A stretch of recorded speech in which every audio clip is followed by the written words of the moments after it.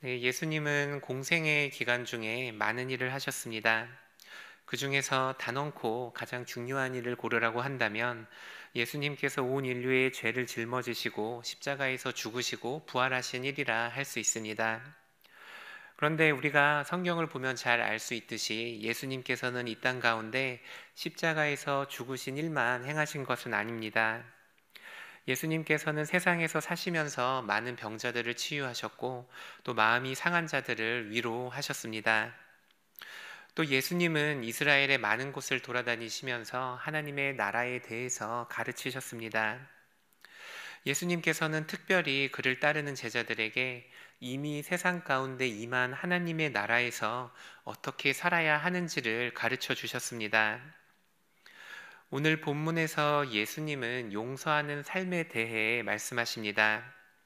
하나님의 백성들이 세상 가운데 어떻게 살아야 하는지 그 원리를 가르치십니다. 오늘 본문 말씀을 통해서 세상 가운데서 우리가 하나님의 백성으로 살아가기를 원하시는 그 하나님의 마음을 깨닫는 시간이 되시기를 바랍니다. 그리고 하나님의 백성답게 하나님의 사랑을 받은 자녀답게 다른 이를 용서하고 사랑하는 우리 귀한 성도님들 되시기를 축복합니다. 우리 함께 마태복음 18장 21절 말씀을 읽도록 하겠습니다. 그때 베드로가 나와 이르되 내게 죄를 범하면 몇 번이나 용서하여 주리이까? 7번까지 하오리이까? 오늘 본문은 베드로가 용서에 대해 물으면서 시작이 됩니다. 베드로는 예수님께 누군가 나에게 죄를 지으면 몇 번이나 용서해주면 될지를 물었습니다. 베드로가 갑작스럽게 왜 이런 질문을 했는지는 알 수는 없지만 베드로는 자신의 대답이 퍽이나 만족스러웠던 것 같습니다. 그는 자랑스럽게 7번 용서해주면 충분하지 않겠냐고 자신있게 대답을 했습니다. 여기에서 용서하다라는 그 히브리어 단어를 보면, 헬라어 단어를 보면 완전히 관계를 끊다, 완전히 떠나버리다, 완전히 포기하다라는 뜻이 포함되어 있습니다. 즉 여기에서 용서하다라는 것은 누군가의 실수를 잠깐 모르는 척 해준다거나 잠깐 잊어먹는 정도의 수준을 말하는 것이 아니라 누군가의 잘못을 완전히 덮어준다는 굉장히 높은 수준의 용서를 말하고 있는 것입니다. 그래서 그 당시의 랍비들은 자신에게 잘못한 사람들을 3번 용서해주면 된다고 가르쳤다고 합니다. 한 번도 쉽지 않은 용서를 3번이나 함으로써 그 사람은 아주 대단한 관용을 사람들에게 보일 수 있다고 믿었습니다. 하지만 베드로는 한술 더 떠서 이렇게 말을 합니다. 주님, 랍비들은 3번 용서해주면 된다고 가르치지만 저는 7번 용서해주라고 말하겠습니다. 베드로는 누군가의 잘못을 7번이나 용서해준다는 것이 아주 칭찬받을 만한 행동이라 확신했습니다. 하지만 예수님께서는 7번조차도 턱없이 부족한 숫자라고 말씀하십니다. 우리 함께 18장 22절 말씀을 읽도록 하겠습니다. 예수께서 이르시되 7번뿐 아니라 7번을 70번까지라도 할지니라. 예수님께서는 7번을 70번씩 다른 이를 용서해야 한다고 말씀하십니다.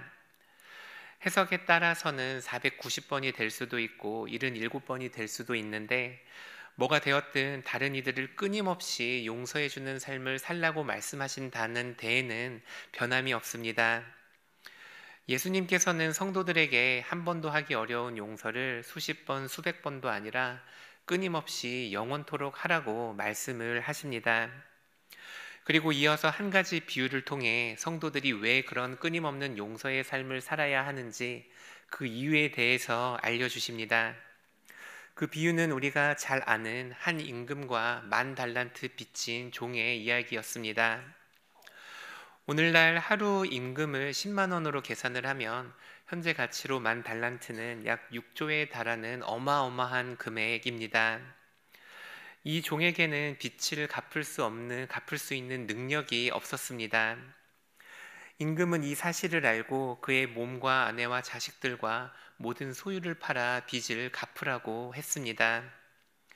종은 임금 앞에 엎드려 자신을 불쌍히 여겨달라고 간청을 합니다. 다행히 왕은 종의 말을 들어주었고 그를 불쌍히 여긴 임금이 그의 빚을 탕감해 주었습니다. 그런데 자유를 얻은 종이 집으로 돌아가는 길에 다른 동료를 만났습니다. 이 동료는 자유를 얻은 종에게 100데나리온, 지금 돈으로 환산을 하면 약 1,000만 원 정도의 빚을 지고 있었습니다. 자유를 얻은 종은 자신의 동료에게 빚을 갚으라고 말을 합니다. 그에게 갚을 능력이 없다는 것을 알자 동료가 불쌍히 여겨달라고 간청했음에도 불구하고 또 자신은 10,000달란트나 되는 빚을 탕감받았음에도 불구하고 그를 옥에 가두어 버립니다. 그런데 임금이 다른 종들을 통해 이 소식을 듣게 되었습니다. 임금은 진노했고 그 종을 다시 불러내어 원래 빚을 갚을 때까지 죗값을 받으라고 옥에 가둡니다. 그리고 나서 이 비유가 끝난 후에 예수님께서 이렇게 말씀하십니다. 너희가 각각 마음으로부터 형제를 용서하지 아니하면 하늘에 계신 내 아버지께서도 너희에게 이와 같이 하시리라. 예수님은 용서하지 않는 삶을 사는 이들에게 하나님께서도 너희들을 용서하지 않을 거라는 아주 무서운 말씀을 하십니다. 우리 함께 마태복음 18장 32절에서 33절 말씀을 읽도록 하겠습니다. 이에 주인이 그를 불러다가 악한 종아, 내가 빌기에 내가 내 빚을 전부 탕감하여 주었거늘 내가 너를 불쌍히 여김과 같이 너도 내 동료를 불쌍히 여김이 마땅하지 아니하냐 하고. 예수님은 하나님의 백성들은 다른 이웃을 용서하는 삶을 살아야 한다고 분명히 말씀하십니다. 왜냐하면 하나님의 백성들은 이미 그들의 죄를 하나님께 용서받고 하나님의 나라에 들어온 자들이기 때문입니다. 하나님은 하나님의 백성들에게 수십 번, 수백 번이 아니라 끊임없이 용서를 하며 살아가라고 말씀하십니다. 우리에게 아무리 큰 잘못을 한 사람이 있다 하더라도 그 사람이 우리에게 진 빚, 그 사람이 우리에게 잘못한 바는 우리가 하나님에게 진 빚에 비하여서는 비교할 바가 되지 못합니다. 우리에게 아무리 큰 잘못을 한 사람이 있다 하더라도 우리가 하나님 앞에 용서받은 그 죄를 생각할 때 우리가 용서하지 못할 죄는 이 세상에 없습니다. 혹여나 우리 주변에 우리가 용서하기 어려운 사람이 있습니까? 우리가 나에게 죄를 지은 사람을 용서하는 것은 우리가 선택해야 되는 문제가 아니라는 것을 명심해야 합니다. 우리는 반드시 용서해야 합니다. 그가 나에게 지은 죄와는 비교할 수 없이 큰 죄를 하나님께 용서받았기 때문입니다. 우리가 이 용서에 대해 말을 할 때 꼭 조심해야 하는 것이 하나 있습니다. 용서는 강요가 아니라 마음에서 우러나오는 자발적인 행동에 의해 일어나야 한다는 것입니다. 용서에 대한 이야기를 할 때면 대학교 때 친하게 지냈던 한 선배가 생각이 나곤 합니다. 이 선배는 그 당시에 대학교 시절에 교회를 나가지 않고 있었습니다. 저는 우연히 그 선배의 부모님이 신실한 크리스찬이라는 것을 알게 되었고 그 선배에게 왜 교회에 나가지 않냐고 이유를 물어봤습니다. 그러자 그 선배는 군대에서 있었던 이야기 하나를 들려주었습니다. 그 선배의 선임이 아주 심한 폭행과 부조리를 일삼아서 군대가 뒤집어진 적이 있다고 합니다. 이 형도 피해자 중에 한 사람이었는데 지금도 그만 부조리한 일을 당했었다고 합니다. 이 사건을 피해자들의 부모님들도 알게 되었고 또 이 선임의 처벌을 논의하기 위해서 부모님들이 다 같이 모였었다고 합니다. 그런데 이 교회를 나가던 이 선배의 부모님이 이 선배의 의견은 묻지 않은 채로 그 선임을 용서해 주자고 이야기했다고 합니다. 선배는 아직 용서할 준비가 전혀 되어 있지 않았는데 부모님이 신앙을 이유로 용서를 강요하니 그게 이 선배에게 깊은 상처가 돼서 교회를 나가지 않게 됐었다고 말을 했습니다. 우리가 이 용서에 대해서 말할 때 우리가 누군가를 용서하는 일에 대해서 생각할 때 이 용서는 강요해서는 안 된다라는 것을 우리가 항상 기억해야 합니다. 용서는 우리가 억지로 할 수 있는 것도 아니고 이 용서라는 것은 하나님의 은혜를 깨닫지 않고서야 할 수 있는 일이 아니라는 것을 명심해야 합니다. 이 용서는 하나님 앞에서 내가 죄인임을 깨닫는 사람만이, 내가 하나님 앞에 지은 죄가 얼마나 큰 죄인지를 깨닫는 사람만이 할 수 있는 것입니다. 우리 가운데 용서하기 어려운 이웃을 갖고 계신 성도님이 있습니까? 먼저 하나님의 자비와 긍휼을 구하고 하나님의 도우심을 구하시기를 바랍니다. 나에게 잘못한 그 사람의 죄가 아니라 내가 하나님 앞에 지은 죄를, 하나님께서 용서하신 그 죄를 주목하시기를 바랍니다. 사람이 아니라 하나님을 주목하는 것, 사람이 나에게 행한 일이 아니라 하나님께서 나에게 행하신 일을 바라보는 것, 그것이 다른 이를 용서할 수 있는 유일한 방법임을 기억하시기를 축복합니다. 하나님은 우리가 하나님께서 용서하신 우리의 죄를 기억하고 다른 이들의 죄를 끊임없이 용서하는 삶을 살아가기를 원하십니다.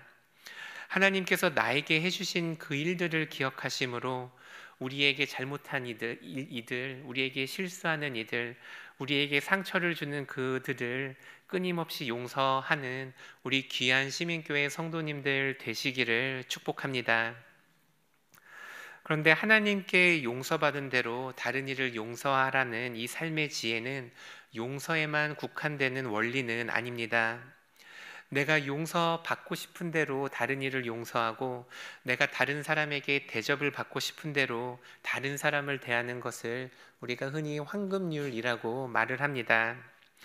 마태복음 7장 12절 말씀을 보면 그러므로 무엇이든지 남에게 대접을 받고자 하는 대로 너희도 남을 대접하라. 이것이 율법이요 선지자니라 라고 했습니다. 이 황금률은 단순한 삶의 도덕적 원칙이 아닙니다. 이것은 하나님께서 우리를 대하시는 방식이며 하나님께서 그의 백성들이 이 하나님의 나라에서 살아가기를 원하시는 그 삶의 방식이라는 것을 우리가 깨달아야 합니다. 우리는 하나님께 긍휼을 받은 대로 긍휼을 베풀어야 합니다. 우리는 하나님께 사랑받고 싶은 대로 이웃에게 사랑을 베풀어야 합니다. 하나님께 위로받고 싶은 대로 우리도 이웃을 위로해야 합니다. 이 황금률은 용서에만 적용되는 것이 아니라 성도로서 세상을 살아가는 모든 이들에게 적용되는 우리 삶의 방식이라는 것을 기억하시기를 바랍니다. 혹시 우리 주변에 우리의 도움을 필요로 하는 손길이 있습니까? 우리 주변에 삶의 고난으로 힘들어하고 대화할 사람이 없어서 마음 아파하는 이가 있습니까? 그를 찾아가서 그의 이야기를 들어주고 그의 마음을 알아주고 그의 친구가 되어주시기를 바랍니다. 하나님께서 먼저 나를 찾아오셨기에, 하나님께서 먼저 나의 아픔을 알아주셨기에 우리도 그런 아픔을 갖고 있는 사람을 찾아가야 하는 것입니다. 다른 이에게 그런 섬김을 기대하는 것이 아니라 우리가 그런 섬김으로 우리 교회 가운데 있는 다른 이들을 찾아가야 합니다. 다른 사람의 아픔을 외면하는 이가 어찌 하나님 앞에 하나님의 위로를 구할 수 있겠습니까? 다른 사람의 신음소리에 응답하고 아픈 이들을 찾아가는 자들에게 하나님께서 주시는 위로와 하나님의 은혜가 함께할 것입니다. 하나님은 하나님의 나라에서 살아가는 하나님의 백성들에게 분명한 삶의 지침을 주십니다. 그 지침은 바로 우리가 대접을 받고 싶은 대로, 우리가 하나님께서 우리를 대하여 주기를 원하시는 방식대로 다른 이를 대하고 사랑하는 것입니다. 우리는 오늘 말씀을 가지고 스스로에게 물어보아야 합니다. 우리는 하나님께 받은 은혜를 이웃에게 흘려 보내고 있습니까? 우리는 하나님께 은혜를 받고 싶은 만큼 다른 사람들에게 은혜를 베풀며 살고 있습니까? 오늘 말씀을 들은 우리 모두가 그 황금률을 실천하는 그 삶을 살아가기를 축복합니다. 우리가 하나님께 용서받은 대로 다른 이들을 용서하고 우리가 하나님께 긍휼을 얻고 싶은 대로 다른 이들을 긍휼히 여기고 우리가 하나님께 자비를 받고 싶은 만큼 자비를 베푸시는 그런 삶을 사는 것이 바로 하나님의 백성들이 이 세상을 살아가는 삶의 방식입니다. 오늘 우리가 하나님께 받은 대로 그 하나님의 은혜를 이 땅 가운데 흘려보내는 우리 귀한 서울시민교회 성도님들 되시기를 축복합니다. 주기도문으로 마치도록 하겠습니다. 하늘에 계신 우리 아버지, 아버지의 이름을 거룩하게 하시며 아버지의 나라가 오게 하시며 아버지의 뜻이 하늘에서와 같이 땅에서도 이루어지게 하소서. 오늘 우리에게 일용할 양식을 주시고 우리가 우리에게 잘못한 사람을 용서하여 준 것 같이 우리 죄를 용서하여 주시고 우리를 시험에 빠지지 않게 하시고 악에서 구하소서. 나라와 권능과 영광이 영원히 아버지의 것입니다. 아멘.